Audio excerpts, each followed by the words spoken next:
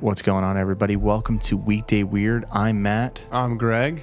And today we're talking about John Brinkley, known as the Mad Goat Doctor. Mad Goat Doctor. That's a pretty cool name, I think. You like the nickname? Yeah, I like the nickname. Mad Goat Doctor. So this guy, John R. Brinkley, he was an American who wanted to be a doctor really bad and started doing some shady shit. This is weird. Basically, he did what people do now with their pets. They went online, they register them as a service dog, or they get ordained as a minister. That's not what this guy did at all. Basically, he had no legitimate doctoral education. No, he didn't. He said he was a medical doctor. Hell yeah, you just said that shit. That's awesome. He got his degree from a diploma mill. Really, in Kansas City. That's where he did. Nothing wrong with that. No, nothing wrong with that. Nothing wrong with what he did when he was born. He was born a poor gentleman in North Carolina, and he did work as a medic for a time period during the Civil War for the Confederate States. So that is good. He had some training. See, this is my thing, too. He lived in New Jersey for a time period. There's always a connection to New Jersey. There pretty much always is, yes. And this is why we're bringing it to the Weekday Weird, because of the connection to New Jersey. So he did enroll in an actual college to get his medical license, but he failed. And it seemed like he failed a lot, but he was a smart guy in a way. He was almost like a trickster, he was a con artist. Yeah, he was a con artist, basically. Yeah, and he had a wife and kids, and when his wife filed for divorce, this was just like a side note, he kidnapped his kids, went to Canada until his wife dismissed the child support. Another smart thing he did. Okay, so she wanted child support. He ran to Canada, said, drop the charges, I'll bring the kids back. She did, boom, he brought the kids back. Yeah, why are we talking about this on the Weekday Weird? Why is this guy so weird? He wanted to be a doctor, and he failed. But it seemed like he was notoriety, though. He did. He was known as the Goat Gland Doctor after he achieved this fame and international status, too. And there is stuff, if you go down, south, you will see markers for this guy, like where his shop was, things like that. And why was he known as the Goat Gland Doctor? Because there was people, and I think there's a lot of speculation on this too, because there was a patient that came, so the story goes, right, that he started transplanting goat testicles into men when a patient came to him and asked if he could fix something down there. The ED. Yeah, he was before Viagra, there was goat gland. And it might have worked, because I don't know if it was a placebo effect that happened. Maybe. So, yeah, because the guy, when he came to him, he said he's sexually weak. So Brinkley, responded by jokingly saying to the patient, no problem, I could fix it with a pair of those buck. Like he brought like a goat with him, supposedly. He said, yeah, with that goat, I could take his glands and put them in you.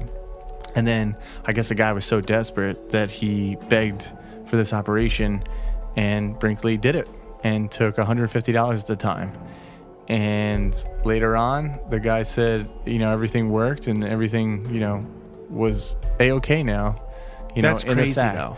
And then this guy started to do this, and he did these, procedures, claiming to cure men's impetus and go around and do this. This is crazy. And he continued it for almost 2 decades, they said. Yeah, and he did host a radio show too. So this guy seemed to do it all. Basically, I remember Dad, when we were younger, Dad would listen to the call in for advice shows. And this is basically what this guy did, but a medical version of that. Yeah, he hosted a radio show called The Medical Question Box, where he would read listeners' medical problems and complaints on the air and suggest treatments. And a lot of those treatments, where would they lead them back to? Mr. Brinkley himself. Brinkley pharmaceutical, associations that he started, and he became rich off of this. Yeah, and he almost became governor?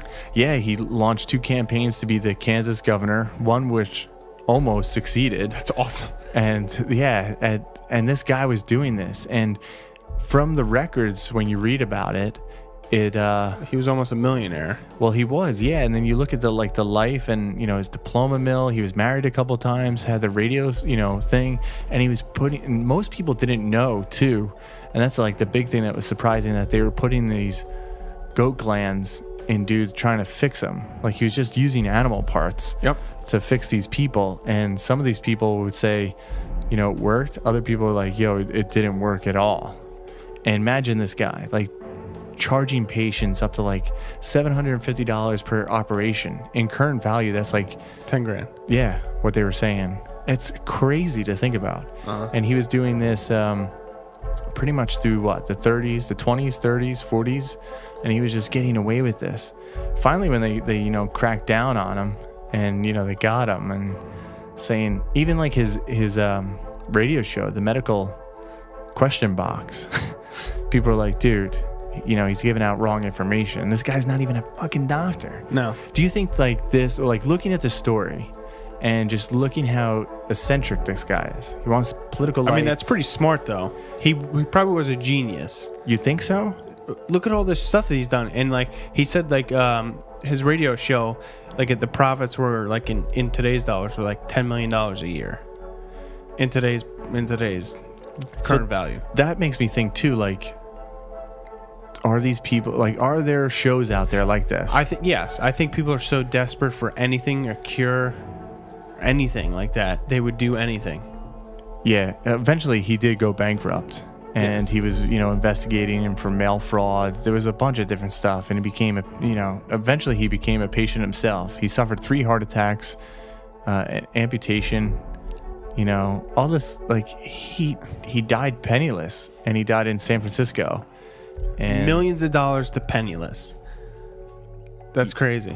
It is. And I don't know if like this is just a tragic story, and when you look at it, you know, he's buried in what, Tennessee? Yeah, Memphis, Tennessee. So we can go look, and his grave looks pretty cool. And there is markers, like you could see his legacy that he left and all this stuff. There is a documentary that you could look at it. It was on, I remember the episode where he was on Mysteries at the Museum. So that was kind of cool if you look at it.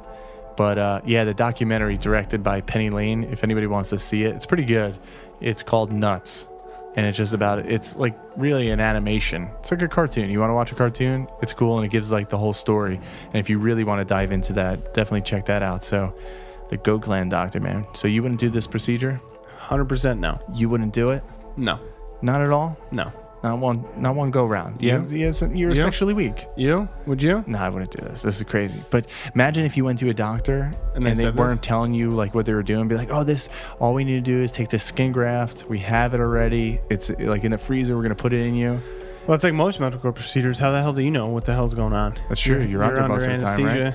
Half the time anyway.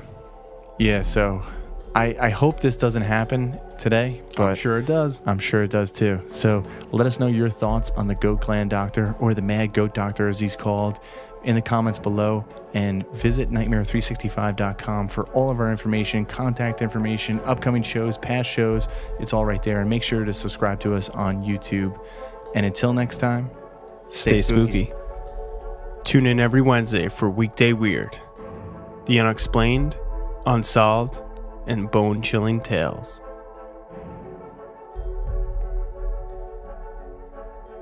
Welcome to the show, everybody.